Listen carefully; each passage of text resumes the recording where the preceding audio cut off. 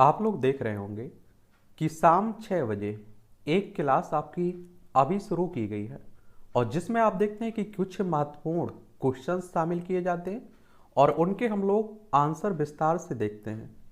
और इसमें वो क्वेश्चन शामिल किए जा रहे हैं जो आपकी यूपीएससी यानी कि सिविल सर्विस आईएएस और आपके स्टेट पीसीएस प्रीलिम्स के लिए काफ़ी महत्वपूर्ण है और उसी तरह का पैटर्न रखा गया है।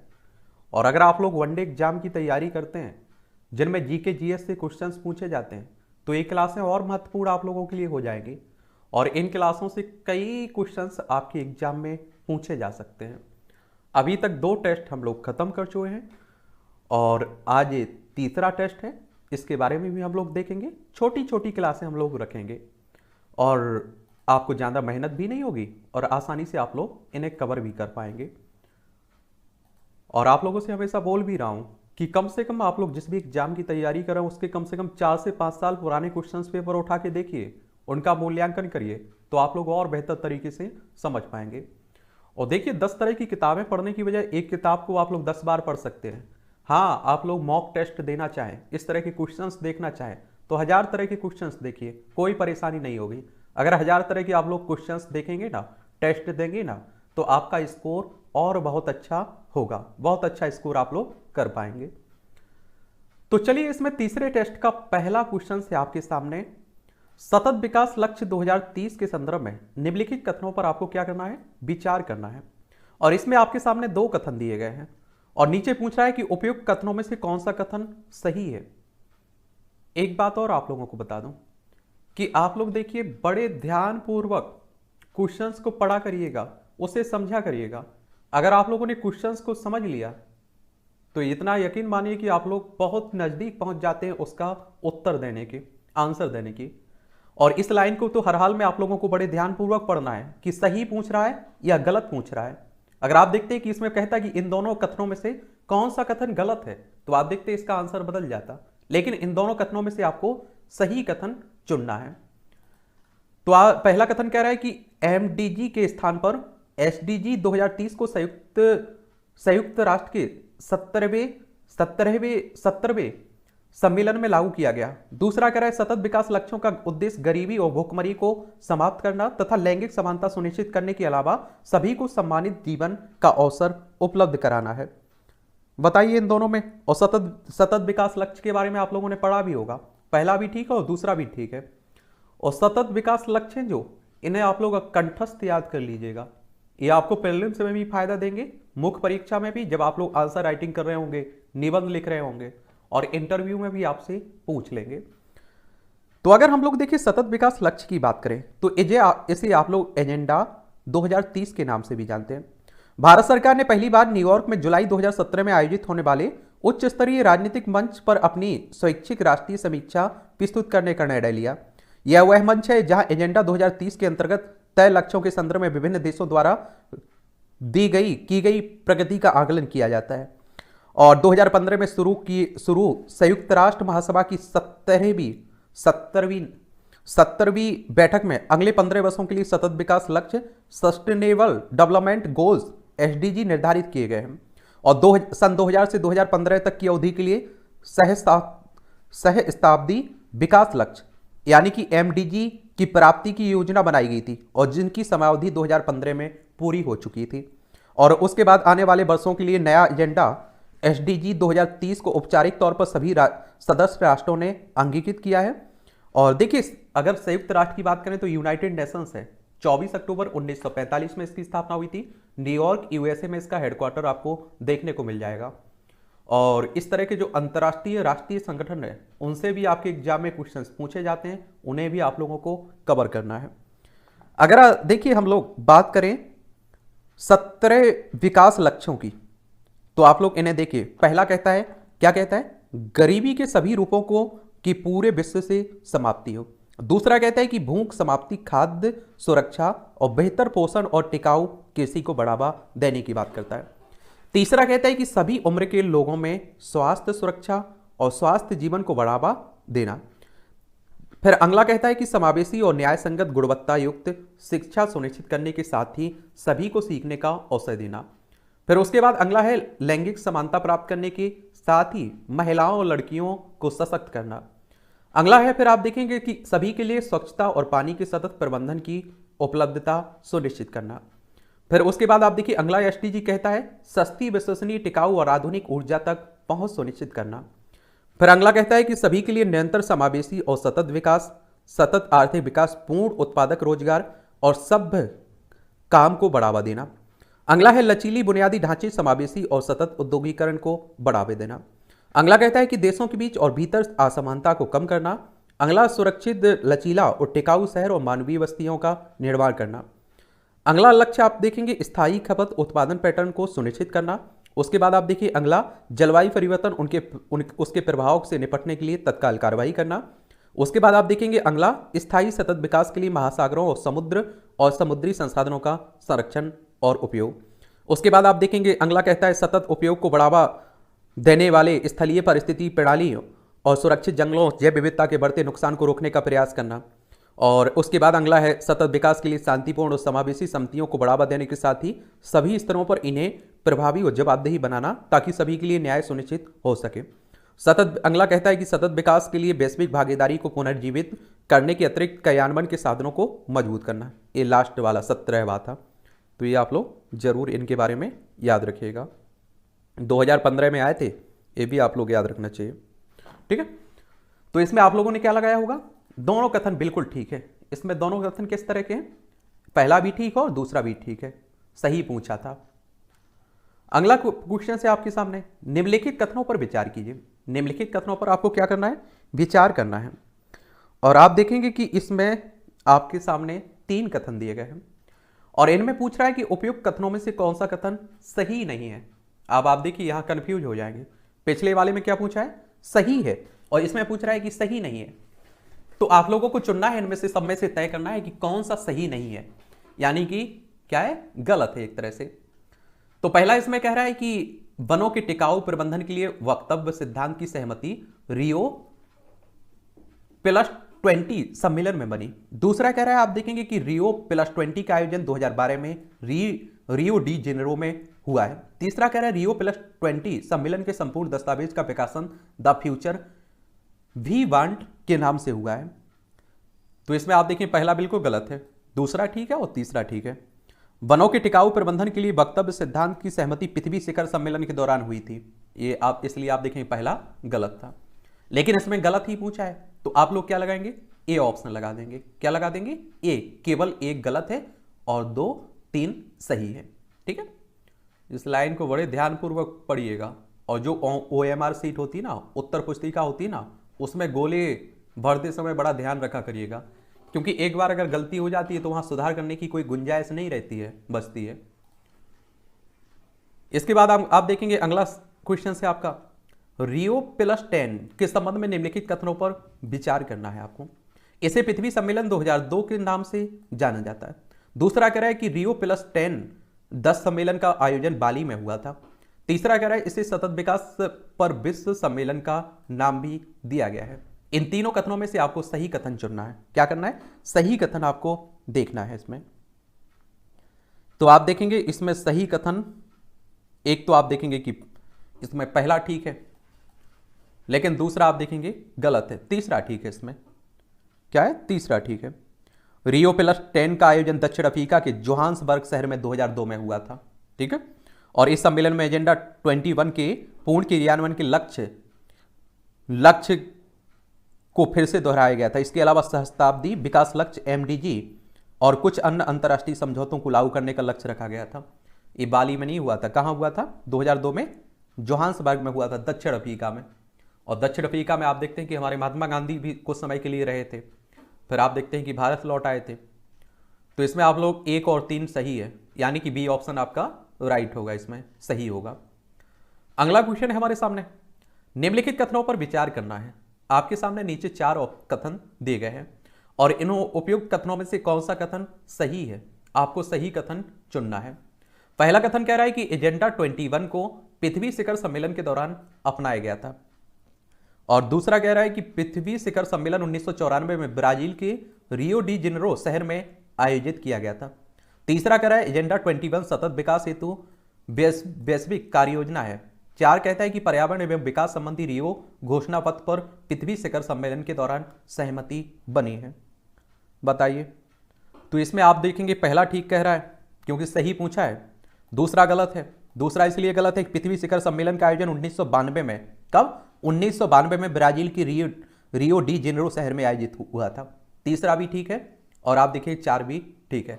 1, 3, 4 कथन बिल्कुल सही है इसमें, यानी कि आप लोग क्या लगा दोगे इसमें? सी ऑप्शन आपका बिल्कुल सही रहेगा। सी ऑप्शन किस तरह का रहेगा? राइट है आपका, ठीक है। और इसकी पीडीएफ टेलीग्राम से डाउनलोड करके आप लोग पहले टेस्ट को दे सकते हैं, अपने मन से लगा सकते हैं और एक पेज पर आप लोग अपने आंसर लिख सकते हैं। उसके बाद आप लोग यहाँ आकर इस क्लास से मिलान कर सकते हैं और विस्तार से उनके आंसर देख सकते हैं। यही रणनीति अपनी अपनाइएगा आप लोग, तो आपको ये भी मालूम चलेगा कि आप कितने क्वेश्चंस के आंसर दे पाए हैं, कौन कौन से क्वेश्चंस गलत हुए थे। अगला क्वेश्चन कह रहा है कि सतत विकास हेतु भारत के प्रयास के संदर्भ में निम्नलिखित कथनों पर विचार करना है। सतत विकास के, और इसमें आप देखेंगे 3 कथन दिए गए। उपयुक्त कथनों में से कौन सा कथन सही नहीं है पूछ रहा है। देखिए क्या पूछ रहा है? सही नहीं है पूछ रहा है। तो इसमें आप देखेंगे कि पहला कह रहा है भारत ने जैव विविधता संबंधी अभी समय पर अभी हस्ताक्षर नहीं किए हैं। और दूसरा कह रहा है राष्ट्रीय पर्यावरण नीति 2006 स्वच्छ पर्यावरण के प्रति भारत की प्रतिबद्धता को दर्शाती है। तीसरा कह रहा है हिमालय पहाड़ी तंत्र को बनाए रखने के लिए राष्ट्रीय अभियान भारत के सतत विकास को बढ़ावा देने हेतु बनाए गए कार्यक्रम में शामिल है। तो आप देखेंगे पहला बिल्कुल गलत है। इसमें क्यों गलत है आप देखेंगे। भारत ने जलवायु परिवर्तन संबंधी संयुक्त राष्ट्र फ्रेमवर्क कन्वेंशन पर हस्ताक्षर के साथ ही 1994 में जैव विविधता अभिसमय पर भी हस्ताक्षर किए थे और भारत सतत विकास को बढ़ावा देने के लिए अंतर्राष्ट्रीय समझौतों और अभिसमयों का अनुपालन करने में कभी पीछे नहीं हटा है। इसलिए आप देखिए पहला गलत है, दूसरा ठीक है, तीसरा ठीक है। लेकिन इसमें पूछ रहा है कि कौन सा गलत है? सही नहीं है, तो केवल एक सही नहीं है, यानी कि ए ऑप्शन आपका बिल्कुल ठीक रहेगा। क्या लगाओगे इसमें? ए ऑप्शन आपका बिल्कुल ठीक रहेगा इसमें। अगला क्वेश्चन है हमारे सामने, भारत द्वारा अंतर्राष्ट्रीय सौर संगठन का निर्माण किस सम्मेलन के अंतर्गत हुआ है? भारत द्वारा अंतर्राष्ट्रीय सौर संगठन का निर्माण किस सम्मेलन के दौरान हुआ है के अंतर्गत? बताइए। गुरुग्राम हरियाणा में इसका हेडक्वार्टर देखने को मिलता है। 30 नवंबर 2015 में इसकी स्थापना हुई थी। तो बताइए, आप देखिए बाली सम्मेलन, डरबन सम्मेलन, या आप देखेंगे पेरिस सम्मेलन, मराकेश सम्मेलन। तो इसमें आप देखिए पेरिस सम्मेलन होगा। नवीकरणीय स्रोतों पर अपनी निर्भरता बढ़ाने के लिए 2015 में COP21 पेरिस सम्मेलन के दौरान भारत एवं फ्रांस द्वारा अंतर्राष्ट्रीय सौर गठबंधन की शुरुआत की गई थी। ठीक है, सी ऑप्शन बिल्कुल ठीक है इसमें। अगला क्वेश्चन कह रहा है कि सतत विकास के मानक के संदर्भ में निम्नलिखित कथनों पर विचार करना है। सतत विकास के मानक के संदर्भ में निम्नलिखित कथनों पर विचार करना है और नीचे आप देखेंगे 2 कथन दिए गए। उपयुक्त दोनों कथनों में से आपको सही कथन चुनना है। इन दोनों में से क्या करना है? सही कथन चुनना है। पहला कह रहा है कि सतत विकास के मूल्यांकन हेतु केवल अंतर पीढ़ीगत समता, वहन क्षमता और अंतरा पीढ़ीगत समता मानक बनाए गए हैं। दूसरा आपसे कह रहा है कि अंतर पीढ़ीगत एकता के अंतर्गत 4 सिद्धांत हैं जो इसका आधार निर्मित करते हैं। क्या आधार निर्मित करते हैं? तो इसमें भाई एक तो आप देखेंगे पहला भी गलत है, दूसरा भी गलत है। ना तो एक सही है और ना ही दूसरा सही है। सतत विकास के इसके मूल्यांकन के लिए 4 मानक बनाए गए हैं। इसमें आप देखेंगे कि अंतर पीढ़ीगत समता, अंतरा पीढ़ीगत समता, लैंगिक असमानता, वहन क्षमता। ठीक है, और अंतर पीढ़ीगत समता के अंतर्गत 3 सिद्धांत हैं। एक पहला आप देखिए विकल्पों का संरक्षण, दूसरा गुणवत्ता का संरक्षण, तीसरा अधिशेष का संरक्षण। इसलिए आप देखिए ना तो एक सही था और ना ही 2 सही था, यानी कि डी ऑप्शन आप लोग लगा दिए होंगे। आप लोग OMR शीट में डी ऑप्शन भर देंगे। अगला है निम्नलिखित में से कौन सा सतत विकास का मूलभूत विचार नहीं है? निम्नलिखित में से कौन सा सतत विकास का मूलभूत विचार नहीं है? नवीकरणीयता, आर्थिक प्रतिबद्धता, अनुकूलनशीलता, संस्थागत प्रतिबद्धता। बताइए। तो इसमें आप देखेंगे आर्थिक प्रतिबद्धता नहीं है। क्या है? आर्थिक प्रतिबद्धता नहीं है। सतत विकास की मूलभूत विचार देखें तो नवीकरणीयता है, प्रतिस्थापन है, अंतर्निर्भरता है, अनुकूलनशीलता है और संस्थागत प्रतिबद्धता। आर्थिक प्रतिबद्धता इसके अंतर्गत शामिल नहीं है, इसलिए आप लोग बी ऑप्शन इसमें लगा दिए होंगे। अगला क्वेश्चन है निम्नलिखित में से सतत विकास के उद्देश्य क्या है? निम्नलिखित में से सतत विकास के उद्देश्य क्या है? ए कह रहा है गरीबी निवारण और सतत आजीविका, बी कह रहा है प्राकृतिक और मानव निर्मित संसाधनों का संरक्षण, सी कह रहा है नवीकरणीय संसाधनों पर निर्भरता और ऊर्जा दक्षता, और डी कह रहा है उपयुक्त में सभी। बताइए। तो इसमें आप लोगों को बता दूं कि सभी तीनों बिल्कुल सही हैं। मानव पृथ्वी पर तभी तक है जब तक कि पशु पक्षी पेड़ पौधे या अन्य शब्दों में कहे तो जैव विविधता विद्यमान है। स्वतंत्र रूप से मानव का कोई अस्तित्व नहीं है, इसलिए सतत विकास की अवधारणा को अपनाने हेतु निम्नलिखित उद्देश्य निर्धारित किए गए। एक तो आप देखिए ऊर्जा दक्षता, नवीकरणीय संसाधनों पर निर्भरता, उत्पादन अवसरों का विकास, प्राकृतिक और मानव निर्मित संसाधनों का संरक्षण, पर्यावरण अनुकूल मानवीय गतिविधियां, गरीबी निवारण और सतत विकास लक्ष्य। सतत विकास, ठीक है, याद रखिएगा, डी ऑप्शन होगा इसमें। और याद रखिए इस पर पृथ्वी पर जितना हमारा अधिकार है उतना सभी का अधिकार है, पशु हो, पक्षी हो, कीट पतंगे हो, हर किसी का। और सबसे ज़्यादा नुकसान भी हम ही लोग पहुंचा रहे हैं। और आप देखिए हम सबसे जुड़े हुए हैं, अगर एक को नुकसान होता है तो दूसरे पर उसका फर्क पड़ता है। अगला क्वेश्चन है आपके सामने, सतत विकास के संदर्भ में निम्नलिखित कथनों पर विचार करिए। सस्टेनेबल डेवलपमेंट के संदर्भ में निम्नलिखित कथनों पर विचार कीजिए। 3 कथन दिए गए, उपयुक्त कथनों में से कौन सा कथन सही है, यानी कि सही कथन आपको चुनना है। पहला कह रहा है सतत विकास समाज, पर्यावरण तथा अर्थव्यवस्था का संतुलित एकीकरण है। दूसरा कह रहा है सतत विकास की आधुनिक संकल्पना द ब्रेंटलैंड रिपोर्ट हमारा साझा भविष्य से प्राप्त की गई है। तीसरा कह रहा है पर्यावरण एवं विकास पर विश्व आयोग सतत विकास से ही संबंधित है। तो इसमें आप देखेंगे कि भैया पहला भी ठीक है, दूसरा भी ठीक है, लेकिन तीसरा गलत है। क्या है? तीसरा गलत है। सतत विकास एक ऐसा विकास है जो आने वाली पीढ़ियों के हितों को से समझौता किए बिना वर्तमान पीढ़ी की आवश्यकता को पूरा करे। अब आप देखिए हमारे अगर पूर्वजों ने इस तरह से विनाश किया होता तो आज हमें सांस लेने के लिए पेड़ नहीं दिखाई दे रहे होते और हम लोग कुछ देख भी नहीं पा रहे होते। और दूसरे शब्दों में सतत विकास समाज, पर्यावरण और अर्थव्यवस्था का संतुलित एकीकरण है। सतत विकास की संकल्पना का वास्तविक विकास 1987 में हमारा साझा भविष्य नामक रिपोर्ट, जिसे द ब्रेंटलैंड रिपोर्ट के नाम से भी जाना जाता है, कि आने के बाद से इस शब्द का व्यापक रूप से प्रयोग किया जाने लगा। और संयुक्त राष्ट्र द्वारा सतत विकास के संबंध में गठित आयोग ने विकास के लिए परिवर्तन हेतु वैश्विक प्रारूप का प्रस्ताव पेश किया है। इस आयोग का औपचारिक नाम पर्यावरण एवं विकास पर विश्व आयोग है। ठीक है, तो इसमें पहला भी ठीक था, दूसरा भी ठीक था, लेकिन तीसरा गलत था। और सही आपसे पूछ रहा था तो केवल 1 और 2 कथन ठीक था। 1 और 2 कैसा था? बिल्कुल ठीक था। ए ऑप्शन ठीक होगा। अगला क्वेश्चन है सुभेद सैनी के संदर्भ में निम्नलिखित कथनों में से कौन सा कथन सही है?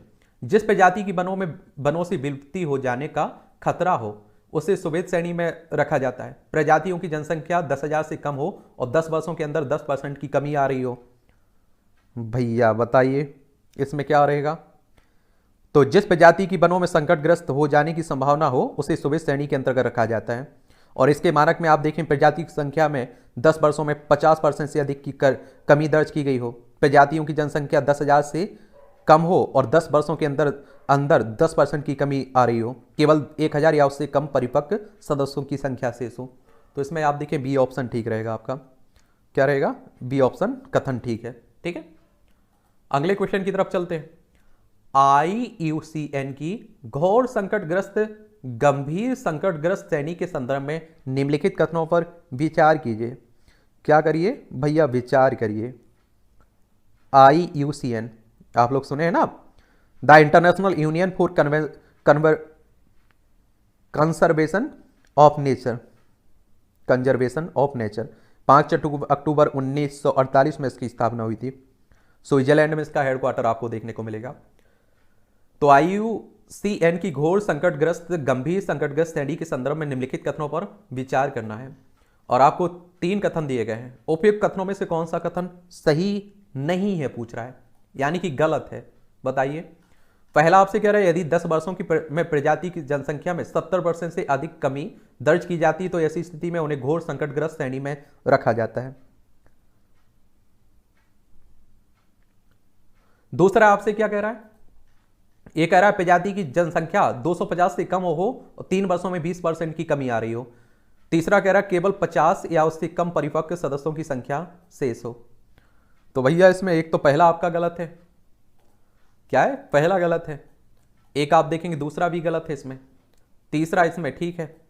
और क्या पूछा है? सही नहीं है। तो 1 और 2 सही नहीं है, जब प्रजातियों का उनकी आवासीय आवासों से विलुप्त होने का गंभीर खतरा बना हुआ हो तो उन्हें गंभीर संकटग्रस्त श्रेणी में रखा जाता है।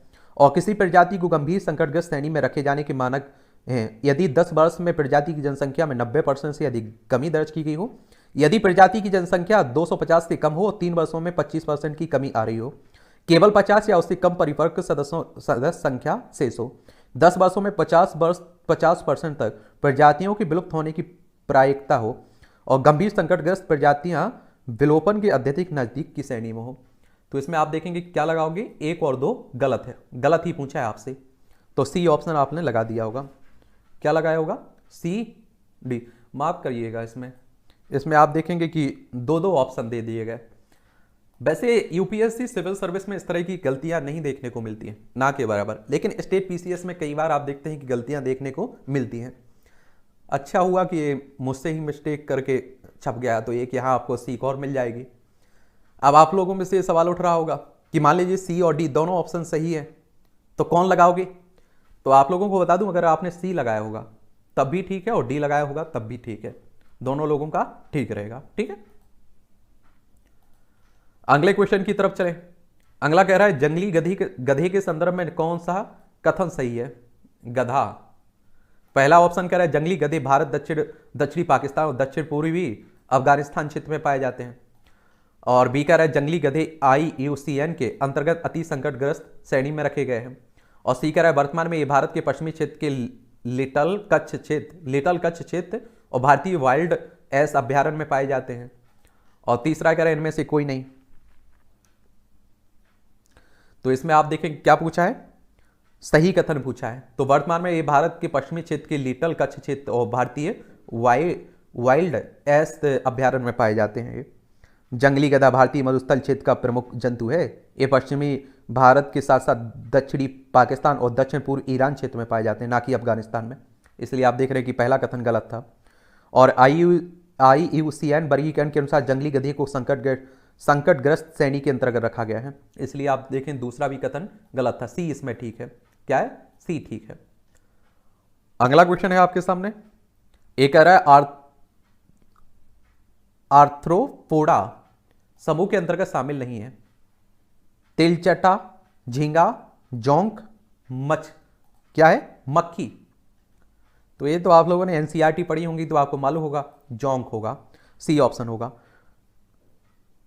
आर्थ्रोपोडा अकशेरुकी जंतु है। आर्थ्रोपोडा समूह के प्रजातियों की संख्या पृथ्वी पर सबसे अधिक है। इनका शरीर पेट, वक्ष, सिर में बटा रहता है। ये प्राय एक लिंगी होते हैं और कीट भी इसी प्रजाति से आते हैं। तिलचटा, झींगा, मक्खी, केकड़ा आदि इसी प्रजाति के, लेकिन जोंक एनेलिडा समूह का जीव है। तो इसलिए आप लोग इसमें क्या लगा दोगे, सी लगा दोगे। और मैं फिर से बोल रहा हूं कि एनसीईआरटी समय रहते हुए पढ़ लीजिएगा आप लोग, क्योंकि एनसीईआरटी अगर आप लोग कवर करते हैं तो प्रीलिम्स हो, मुख्य परीक्षा हो, हर जगह आपको मदद पहुंचाएंगी, इतना यकीन मानिए आप लोग। अगला क्वेश्चन है आपके सामने, ये कह रहा है कि स्तनधारियों के संदर्भ में निम्नलिखित कथनों पर विचार कीजिए। और स्तनधारियों के संदर्भ में और 4 कथन दिए गए हैं और इन चारों में से आपको सही कथन चुनना है। क्या करना है, सही कथन आपको चुनना है। पहला कथन कह रहा है कि स्तनधारियों के शरीर पर बाल, नाखून तो पाए जाते हैं किंतु सींग नहीं पाए जाते हैं। दूसरा कह रहा है कि इनमें पृथ्वी पर पाए जाने वाले अन्य जंतुओं की अपेक्षा अधिक जटिल मस्तिष्क एवं तंत्रिका तंत्र पाया जाता है। तीसरा कह रहा है स्तनधारी प्रायः अंता उष्णीय या समतापी होते हैं। 4 कह रहे हैं स्तनधारियों में फेफड़े के अधिक विकसित नहीं होते हैं।